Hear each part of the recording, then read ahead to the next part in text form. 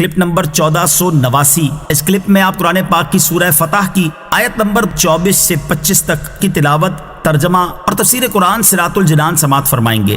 بسم اللہ الرحمن الرحیم۔ ترجمہ، اللہ کے نام سے شروع جو نہایت مہربان رحمت والا ہے۔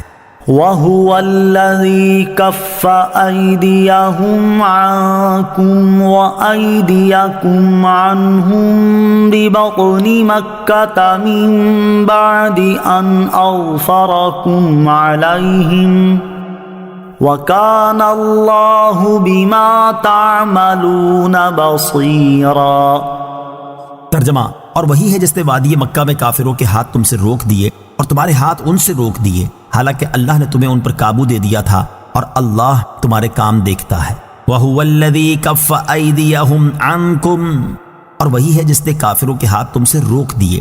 ارشاد فرمایا کہ اللہ وہی ہے جس نے وادی مکہ میں کافروں کے ہاتھ تم سے لڑائی کرنے سے روک دیے اور تمہارے ہاتھ ان کافروں کو قتل کرنے سے روک دیے، حالانکہ اللہ تعالیٰ نے تمہیں ان کافروں پر قابو دے دیا تھا اور تم انہیں آسانی سے قتل کر سکتے تھے۔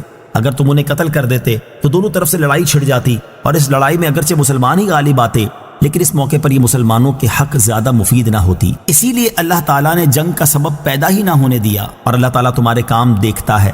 بعض مفسرین کے نزدیک یہ معاملہ فتح مکہ کے دن ہوا اور اسی سے امام اعظم رضی اللہ تعالیٰ عنہ نے یہ ثابت فرمایا کہ مکہ مکرمہ صلح سے نہیں بلکہ قوت سے فتح ہوا تھا، اور بعض مفسرین کے نزدیک صلح حدیبیہ کے موقع پر ایسا ہوا۔ اور اس آیت کی شان نزول سے متعلق حضرت انس رضی اللہ تعالیٰ عنہ سے مروی ہے کہ اہل مکہ میں سے 80 ہتھیار بند جوان جبل تنعیم سے مسلمانوں پر حملہ کرنے کے ارادے سے اترے۔ مسلمانوں نے انہیں گرفتار کر کے سرکار دو عالم علیہ الصلوۃ والسلام کی خدمت میں حاضر کر دیا۔ حضور علیہ الصلوۃ والسلام نے معاف فرمایا اور چھوڑ دیا۔ اس پر یہ آیت نازل ہوئی۔ هم الذين كفروا وصدوكم عن المسجد الحرام والهدي معكوفا أن يبلغ محله ولولا رجال مؤمنون ونساء مؤمنات لم تعلموهم أن تطؤوهم فتصيبكم منهم معرة بغير علم ليدخل الله في رحمته من يشاء لو تزيلوا لعذبنا الذين كفروا منهم عذابا أليما۔ ترجمہ، وہ وہی لوگ ہیں جنہوں نے کفر کیا اور تمہیں مسجد حرام سے روکا اور قربانی کے جانوروں کو روکا، اس حال میں کہ وہ اپنی قربانی کی جگہ پہنچنے سے رکے ہوئے تھے، اور اگر مکہ میں کچھ مسلمان مرد اور مسلمان عورتیں نہ ہوتے جن کی تمہیں خبر نہیں اور یہ بات نہ ہوتی کہ تم انہیں روند ڈالو گے، پھر تمہیں ان کی طرف سے لا علمی میں کوئی ناپسندیدہ بات پہنچے گی تو ہم تمہیں کفار مکہ سے جہاد کی اجازت دے دیتے۔ ان کا یہ بچاؤ اس لیے ہے کہ اللہ اپنی رحمت میں داخل کرتا ہے جسے چاہتا ہے۔ اگر مسلمان وہاں سے ہٹ جاتے تو ہم ضرور ان میں سے کافروں کو دردناک عذاب دیتے۔ هم الذین کفروا، وہ وہی لوگ ہیں جنہوں نے کفر کیا، یعنی کفار مکہ وہی لوگ ہیں جنہوں نے کفر کیا اور تمہیں حدیبیہ کے مقام پر مسجد حرام تک پہنچنے اور کعبہ معظمہ کا طواف کرنے سے روکا اور قربانی کے جانوروں کو حرم میں موجود اس مقام پر پہنچنے سے روکا جہاں انہیں ذبح کیا جانا تھا۔ اور اگر یہ بات نہ ہوتی کہ کچھ مسلمان مرد اور کچھ مسلمان عورتیں مکہ مکرمہ میں موجود ہیں جنہیں تم پہچانتے نہیں، تو کہیں ایسا نہ ہو کہ اپنے حملے میں تم انہیں بھی روند ڈالو، پھر تمہیں اس پر افسوس ہو کہ تم نے اپنے ہاتھوں اپنے مسلمان بھائیوں کو شہید کر دیا۔ اگر یہ بات نہ ہوتی تو ہم تمہیں اہل مکہ سے جہاد کی اجازت دے دیتے، لیکن مسلمان مردوں عورتوں کی مکہ میں موجودگی کی وجہ سے ابھی تک مکہ کے کافروں کی بھی بچت ہو رہی ہے، اور ان کا یہ بچاؤ اس لیے ہے کہ اللہ تعالیٰ جسے چاہتا ہے اپنی رحمت میں داخل کرتا ہے۔ اگر مسلمان کافروں سے ممتاز ہو جاتے تو اس وقت ہم ضرور اہل مکہ میں سے کافروں کو تمہارے ہاتھ سے قتل کرا کے اور تمہاری قید میں لا کر دردناک عذاب دیتے۔ نیک بندوں کے طفیل بدکاروں سے عذاب ٹل جاتا ہے۔ اس آیت سے معلوم ہوا کہ نیک بندوں کے طفیل بدکاروں سے عذاب ٹل جاتا ہے، جیسے آیت میں مسلمانوں کی وجہ سے کافروں سے عذاب کے مؤخر ہونے کا تذکرہ ہے۔ اور یہ معاملہ صرف دنیا میں نہیں بلکہ مسلمان گناہ گاروں کے حق میں قبر و آخرت میں بھی نیکوں کے قرب کی برکتیں ہوتی ہیں۔ اسی مناسبت سے یہاں ایک حکایت ملاحظہ ہو۔ چنانچہ اعلیٰ حضرت امام احمد رضا خان رحمۃ اللہ تعالی فرماتے ہیں، میں نے حضرت میاں صاحب قبلہ قدس سرہ کو فرماتے سنا، ایک جگہ کوئی قبر کھل گئی اور مردہ نظر آنے لگا۔ دیکھا کہ گلاب کی 2 شاخیں اس کے بدن سے لپٹی ہیں اور گلاب کے 2 پھول اس کے نتھنوں پر رکھے ہیں۔ اس کے عزیزوں نے اس خیال سے کہ یہاں قبر پانی کے صدمے سے کھل گئی، دوسری جگہ قبر کھود کر اس میں رکھیں۔ اب جو دیکھیں تو 2 اشدہے اس کے بدن سے لپٹے ہیں، اپنے پھنوں سے اس کا منہ بھنبھوڑ رہے ہیں۔ حیران ہوئے، کسی صاحب دل سے یہ واقعہ بیان کیا۔ انہوں نے فرمایا وہاں بھی اشدہا ہی تھے، مگر ایک ولی اللہ کے مزار کا قرب تھا، اس کی برکت سے وہ عذاب رحمت ہو گیا تھا۔ وہ اشدہے درخت گل کی شکل ہو گئے تھے اور ان کے پھن گلاب کے پھول۔ اس کی خیریت چاہو تو وہیں لے جا کر دفن کرو، وہیں لے جا کر رکھا، پھر وہی درخت گل تھے اور وہی گلاب کے پھول۔ Clip number 1490۔ اس کلپ میں آپ قرآن پاک کی سورہ فتح کی آیت نمبر 26 سے 27 تک کی تلاوت، ترجمہ اور تفسیر قرآن صراط الجنان سماعت فرمائیں گے۔ بسم اللہ الرحمن الرحیم۔ ترجمہ، اللہ کے نام سے شروع جو نہایت مہربان رحمت والا ہے۔ اذ جعل الذین کفروا فی قلوبہم الحمیۃ حمیۃ الجاہلیۃ فانزل اللہ سکینتہ علی رسولہ فأنزل الله سكينته على رسوله وعلى المؤمنين وألزمهم كلمة التقوى وكانوا أحق بها وأهلها وكان الله بكل شيء عليما۔ ترجمہ، اے حبیب یاد کرے جب کافروں نے اپنے دلوں میں زمانہ جاہلیت کی ہٹ دھرمی جیسی ضد رکھی تو اللہ نے اپنا اطمینان اپنے رسول اور ایمان والوں پر اتارا اور پرہیزگاری کا کلمہ ان پر لازم فرما دیا، اور مسلمان اس کلمے کے زیادہ حقدار اور اس کے اہل تھے۔ اللہ سب کچھ جاننے والا ہے۔ اذ جعل الذین کفروا فی قلوبہم الحمیۃ حمیۃ الجاہلیہ، جب کافروں نے اپنے دلوں میں زمانہ جاہلیت کی ہٹ دھرمی جیسی ہٹ دھرمی رکھی۔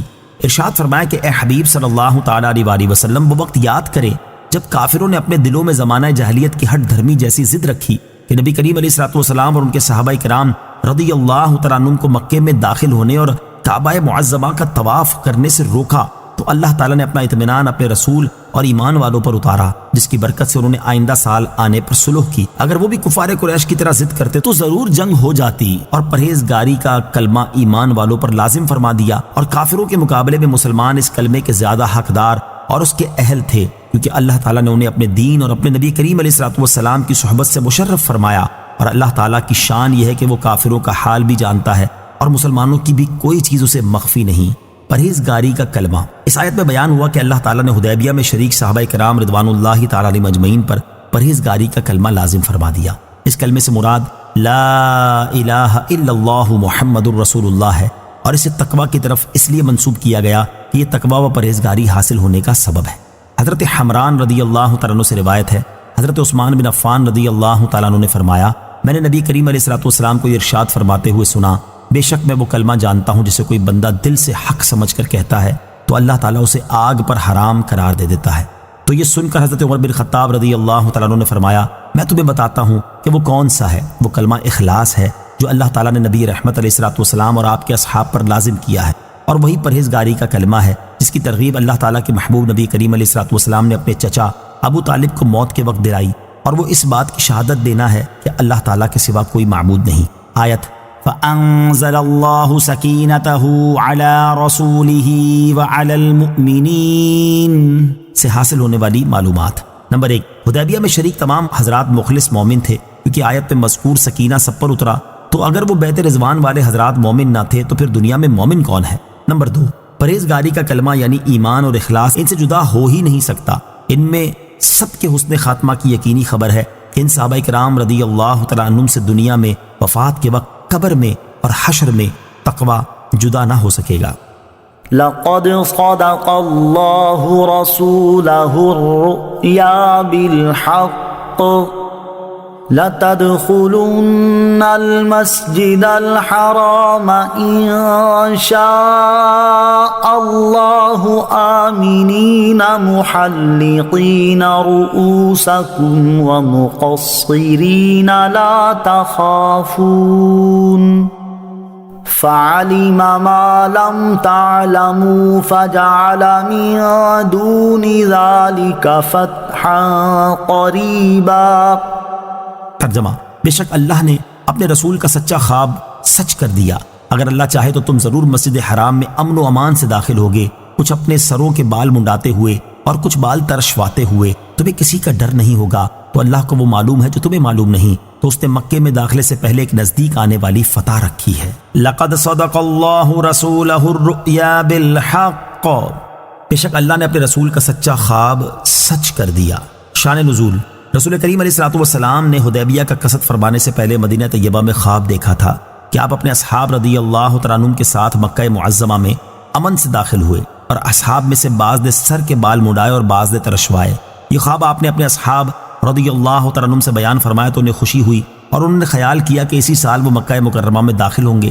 جب مسلمان حدیبیہ سے صلح کے بعد واپس ہوئے اور اس سال مکہ مکرمہ میں ان کا داخلہ نہ ہوا تو منافقین نے مذاق اڑایا، طعنے دیے اور کہا اس خواب کا کیا ہوا؟ اس پر اللہ تعالیٰ نے یہ آیت نازل فرمائی اور اس خواب کے مضمون کی تصدیق فرمائی کہ ضرور ایسا ہوگا۔ چنانچہ اگلے سال ایسا ہی ہوا، اور مسلمان اگلے سال بڑی شان و شوکت کے ساتھ مکہ مکرمہ میں فاتحانہ داخل ہوئے۔ آیت کا خلاصہ یہ ہے کہ بے شک اللہ تعالیٰ نے اپنے حبیب علیہ الصلوۃ والسلام کا سچا خواب سچ کر دیا۔ اگر اللہ تعالیٰ چاہے تو تم ضرور مسجد حرام میں امن و امان سے داخل ہوگے، کچھ اپنے سروں کے تمام بال منڈواتے ہوئے، کچھ تھوڑے سے بال ترشواتے ہوئے۔ تمہیں کسی دشمن کا ڈر نہیں ہوگا، اور اللہ تعالیٰ کو وہ معلوم ہے جو تمہیں معلوم نہیں، یعنی یہ کہ تمہارا داخل ہونا اگلے سال ہے اور تم اسی سال سمجھے تھے، اور تمہارے لیے تاخیر بہتر تھی کہ اس کے باعث وہاں کے ضعیف مسلمان پامال ہونے سے بچ گئے۔ تو اس نے مکے میں داخلے سے پہلے ایک نزدیک آنے والی فتح رکھی ہے کہ جس فتح کا وعدہ کیا گیا اس کے حاصل ہونے تک مسلمانوں کے دل اس سے راحت پائیں۔ نزدیک آنے والی فتح سے مراد خیبر کی فتح ہے۔ آیت لَتَدْخُلُنَّ الْمَسْجِدَ الْحَرَامَ سے معلوم ہونے والے مسائل۔ آیت کے حصے اور اس کے بعد والے حصے سے دو مسئلے معلوم ہوئے۔ نمبر 1، کبھی سارے حرم شریف کو مسجد حرام کہہ دیتے ہیں، یہاں ایسا ہی ہے کیونکہ خاص مسجد حرام شریف میں حاجی بال نہیں منڈاتے۔ نمبر 2، حج وغیرہ میں بال منڈوانا کتروانے سے افضل ہے کیونکہ یہاں اللہ تعالیٰ نے پہلے بال منڈوانے کا ذکر فرمایا ہے۔ ویڈیو دیکھنے کا شکریہ۔ اگر آپ چینل پر نئے ہیں تو سبسکرائب کر لیں، اور ساتھ ہی ساتھ بیل آئیکن پر بھی کلک کر دیں تاکہ یوٹیوب ہماری ہر ویڈیو کا نوٹیفیکیشن سب سے پہلے آپ کو بھیج دے۔ جزاک اللہ۔